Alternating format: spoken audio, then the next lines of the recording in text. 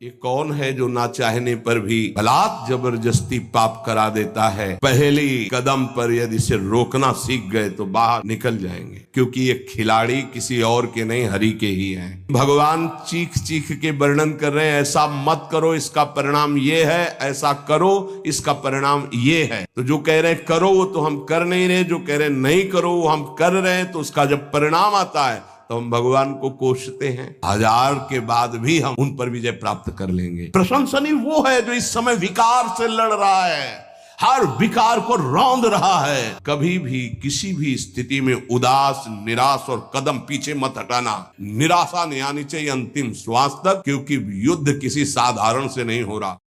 ये रजोगुण से प्रकट होता है, राग से, और ये महापापी है, अर्थात महापाप कराने वाला है। महाशनो, ये कभी तृप्त नहीं होने वाला, चाहे जितना भोग लो।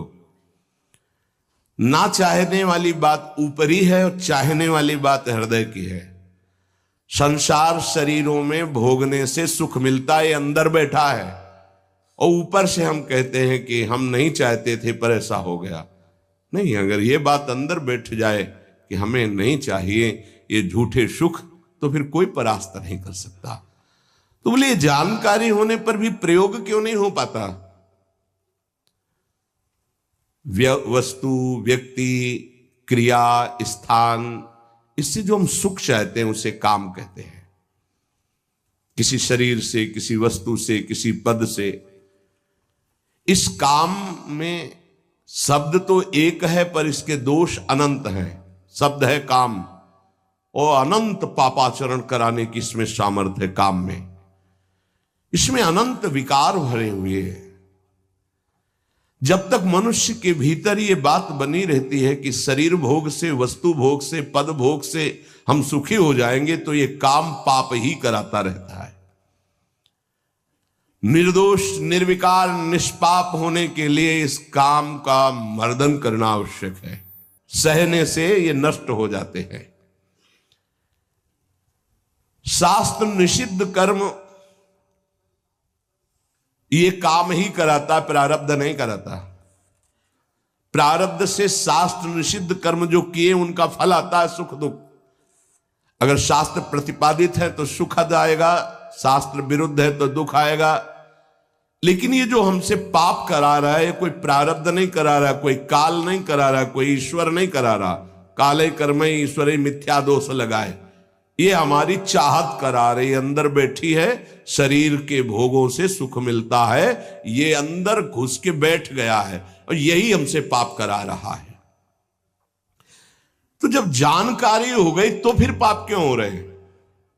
जब जानकारी हो गई कि ये काम पाप करा रहा, तो हम इस जानकारी का प्रयोग क्यों नहीं कर पा रहे हैं? तो बोले धूमे नाव्रियते वह्निर यथा दर्शो मलेन च यथोल्बेनावृतो गर्भस तथा तेने दमावृतम। ये ज्ञान ढक गया है हमारा, जो ढका हुआ ज्ञान, ये प्रकाशित, ये काम में नहीं आएगा। अब जो ही भोग इच्छा प्रकट हुई, धुआं पैदा हो गया। भोगों की ना भोगों, पाप तो नहीं बन जाएगा। धुआं है, इसका मतलब अग्नि है, ज्ञान है उसके अंदर। अब अगर उस समय उसको सत्संग मिल जाए, कोई संत की बात चलने लगे, उसका चिंतन वो रोक पावे, तो मानो फूंक मारना है। जैसे धुआं उठ रहा है, 1 2 3 फूंक मारो, आग लग गई, प्रज्वलित हो गया, बच गया। ये पहला बहुत सरल है, बच जाना काम से। धुआं हो जाने पर दिखाई नहीं देता क्या है, क्या ठीक है, क्या नहीं ठीक है। पर फूंक मारो तो आग उठी, धुआं खत्म हुआ। ये ज्ञान हो रहा है, बीच बीच में जलन हो रही कि भोगूं कि ना भोगूं, अच्छा है कि नहीं अच्छा है, कहीं पाप तो नहीं हो जाएगा, कहीं गलती तो नहीं हो जाएगी। पर वो धुआं है, नहीं भोग लेते हैं, अवसर मिला है, समय मिला है, भोग ले। ये उस समय उसको चाहिए, तत्काल कोई सहयोगी चाहिए विवेक का। परमार्थिक मार्ग में धुआं पैदा कर देगी। साधक अगर सावधान हुआ तो तत्काल प्रयासरत हो जाता है इस धुएं को हटाने के लिए। फूंक मारने का मतलब कीर्तन शुरू हो गया, वो सत्संग शुरू हो गया, किसी संत के पास तत्काल बैठ गया, उसकी वाणी सुनने लगा, वो धुआं खत्म हुआ। फूंक लगी, आग जली, धुआं खत्म, ठीक निर्णय होगा। नहीं नहीं, ऐसा नहीं करना।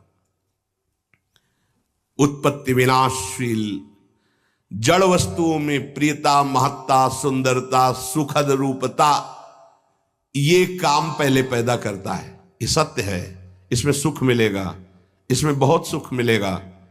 अब ये धुआं बढ़ता चला जा रहा है, कैसे सुख मिलेगा? लाखों लोग भोग रहे हैं, कैसे सुख? कैसे तुम मुझे बावरा बना सकते हो? नहीं नहीं, गलत है। ये है धुआं को हटाना, फूंकना। अरे अन्य शरीरों की अपेक्षा है मनुष्य शरीर सर्वश्रेष्ठ है, इसमें विवेक है। हम कैसे ऐसा पशुवत आचरण कर सकते? नहीं, अरे मन नहीं, तेरी सलाह नहीं। अब वो फूंक रहा है, आग पैदा कर रहा है, ज्ञानाग्नि पैदा कर रहा है। पर बहुत प्रवीण साधक नहीं, उससे प्रवीण मन है, वो सुख को सुख मानकर भोगने की लालसा प्रबल होने के कारण वो धुआं नहीं हटा पा रहा, वो उसी में और राग कर रहा है। प्रथम अवस्था में हटा लिया तो हटा लिया, नहीं दूसरी अवस्था में बहुत ही भयानक स्थिति हो जाएगी। ऐसी कामना का वेग बढ़ा तो ये भूल गया कि मैं साधक हूं, मेरा कर्तव्य क्या है, मैं अकर्तव्य करने जा रहा हूं, ये भूल गया। क्योंकि जैसे दर्पण में ढक गया तो भूल गया, दर्पण में दिखाई देता मैं कौन हूं, तो ज्ञान रूपी दर्पण ढक गया काम से, अब ये उसकी सोच ही खत्म हो गई। अंतःकरण में इतना महत्व पैदा हो गया कि विकलता हो गई उसके अंदर। अब यही उसके पतन का कारण बन गया। इतना महत्व बढ़ गया कि निर्णय करने की क्षमता खत्म हो रही है कि मैं एक साधक हूं, मैं उपासक हूं, पापाचरण नहीं करना चाहिए। ये किसी का भी हो सकता है। पहली दशा बहुत जल्दी हटा जा सकता है, फूंक मारी हट गया, आग पैदा हुई ज्ञान की। नहीं नहीं, ऐसे तृतीय अवस्था में ये पता ही नहीं रहता मैं गलत कर रहा हूं या गलत करने जा रहा हूं, विवेक ही काम नहीं करता, वो उसे सुख और अपना जीवन मान लेता है। अगर उस कामना में बाधा पड़ी तो तमोगुण की वृत्ति बढ़ जाती है और क्रोध पैदा हो जाता है। क्रोध जब अपना स्वरूप धारण करता है तो हिंसा पैदा कर देता है, सम्मोह पैदा कर देता है। सम्मोह स्मृति का नाश किया और बुद्धि भ्रष्ट हुई, नष्ट हो गया साधक। ये सर्वनाश करने वाला काम। सम्मोह माने मूढ़ता, घोर मूढ़ता, कुछ निर्णय करने की सामर्थ्य नहीं रह गई। पशुवत, एकदम पशु। अब उसमें जब वाणी खुलेगी तो झूठ, आचरण होंगे तो कपट, व्यवहार होगा तो बेईमानी, कर्म होगा तो अन्याय और पाप, गुस्सा आएगी तो अत्याचार, हिंसा, इसके सिवा और कुछ नहीं।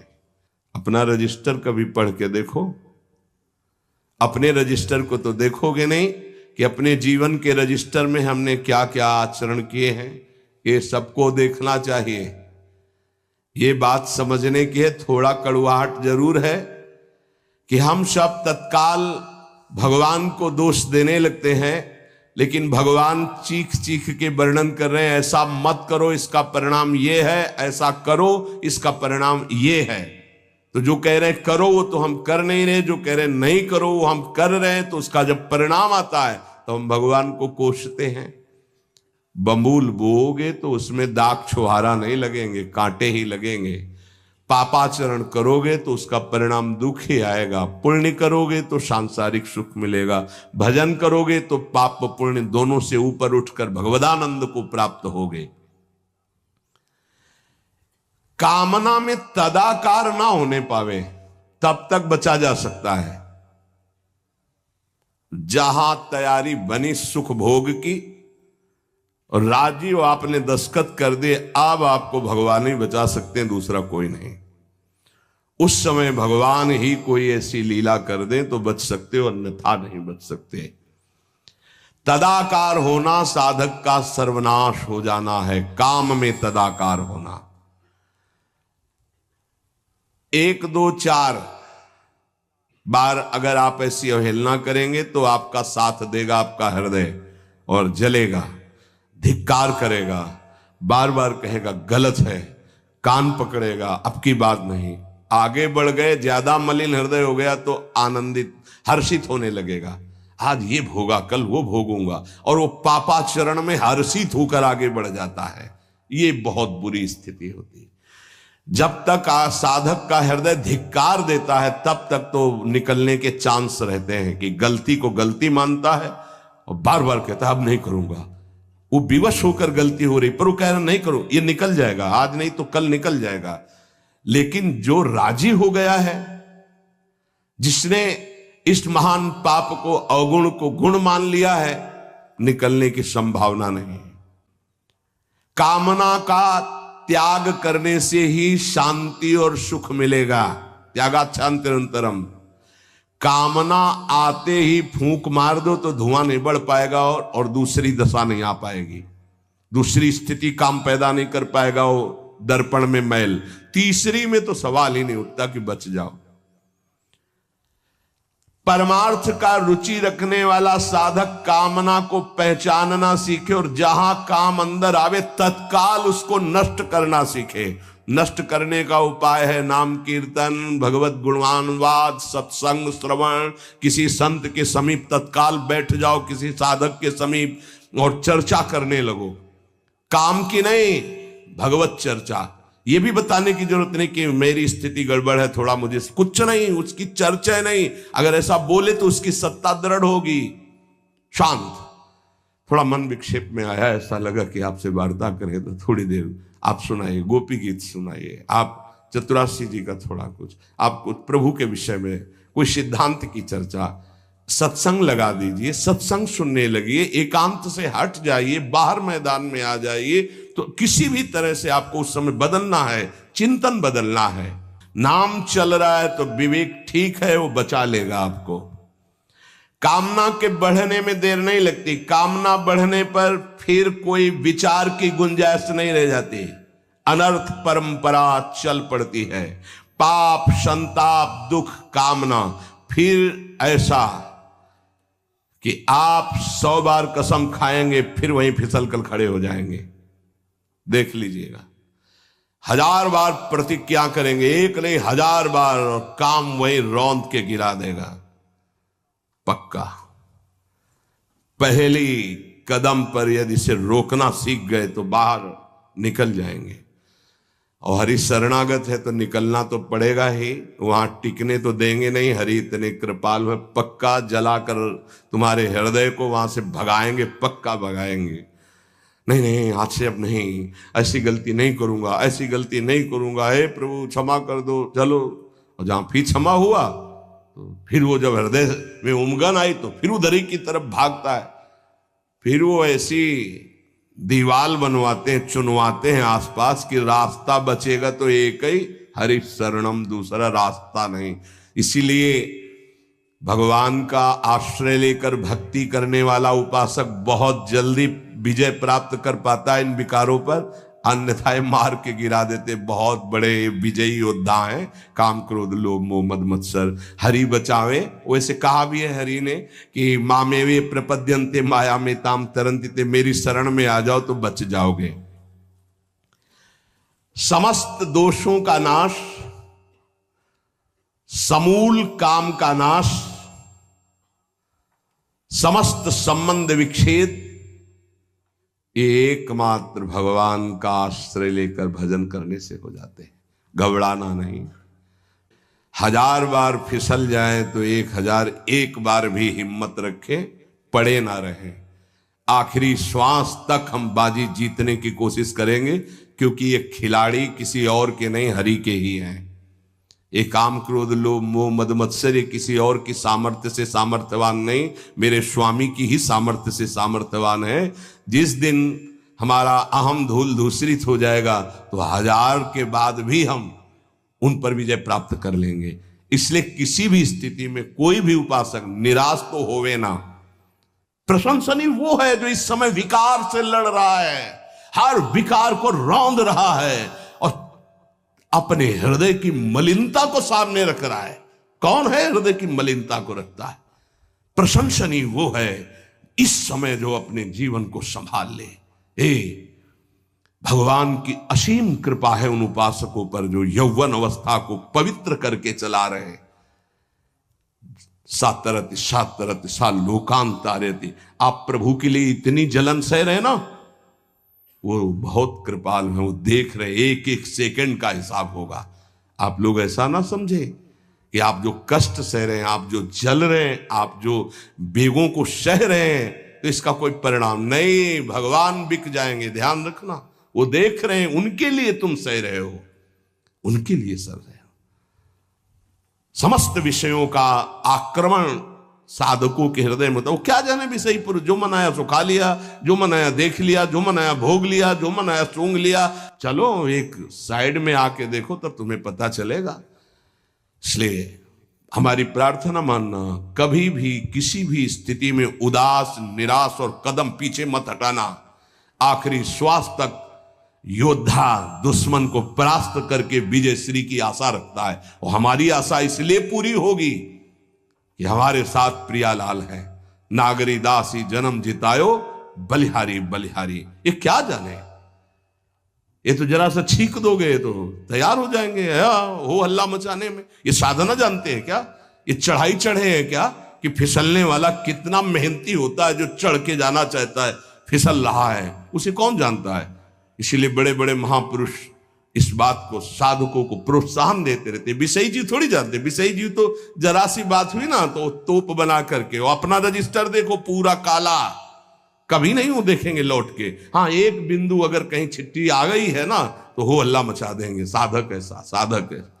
1000 बार परास्त होने पर भी हमारा वो उदासीपन नहीं आना चाहिए, निराश नहीं होना चाहिए। चूक गए, इस बार भी चूक गए, आगे बढ़ेंगे, रौंदेंगे हम हरि नाम के बल से। हरस हरि नाम जपत जय। निराशा नहीं आनी चाहिए अंतिम श्वास तक, क्योंकि युद्ध किसी साधारण से नहीं हो रहा। भगवान की शक्ति से संपन्न ये षड विकार हैं, कोई छोटे मोटे। भगवान के पुत्र बने जाकर कृष्णावतार में प्रद्युम्न कौन है? कामावतार, साक्षात काम प्रद्युम्न के रूप में अवतरित हो, भगवान के पुत्र रूप में। ये भगवत शक्तियों से संपन्न है, तो भक्त के ऊपर क्यों आक्रमण करते हैं? उसके अहंकार का नाश करने के लिए, शरणागति पुष्ट करने के लिए। यह अनुभव की बात कह रहा हूं। शरणागति में जहां कच्चाई होती तो वीर योद्धा घेरते हैं आसपास, तो हमारा मन भागता है प्रभु की शरण। त्राहिमाम, तो कहते आओ, हम ही ने तो लगाया है इनको, नहीं हम ना लगाते तो तुम अहंकार से फैल जाते। आओ, सच्ची कह रहे हैं, ये काम क्रोध लोभ हमारे बड़े सहायक हुए। जब जब ये तीर कमान संधान किए तो भाग पड़े अपने लोग, हरीश शरणम, क्योंकि दूसरा रास्ता ही नहीं है। तो प्रणाम है इनको कि इन्होंने भगवान की शरणागति पुष्ट की, इन्होंने भगवान का आश्रय दिलाया। अगर ये जलाते नहीं तो इधर आना ही नहीं होता। और ये भगवत शक्ति से संपन्न बच सकता है तो भगवत शक्ति संपन्न ही बच सकता है, दूसरे की सामर्थ्य नहीं। हजारों बार यदि हारेंगे तो हमारे अंदर कहीं अहंकार है, इसलिए नहीं। अहंकार रहित पर इनका कहीं किसी भी तरह का प्रभाव नहीं होता। तो अहंकार रहित करने के लिए भगवान इशारा कर देते। देखो प्रश्न करके, तो क्या भगवान भ्रष्ट कराते हैं? वो कहते हैं नामे भक्ता प्रणश्यति, किसी भी स्थिति में मेरे भक्त का नाश नहीं होता। भगवदाश्रय, नाम जप और बहुत सावधानी पूर्वक एक एक मिनट व्यतीत किया जाए। श्री राधा वल्लभ लाल की।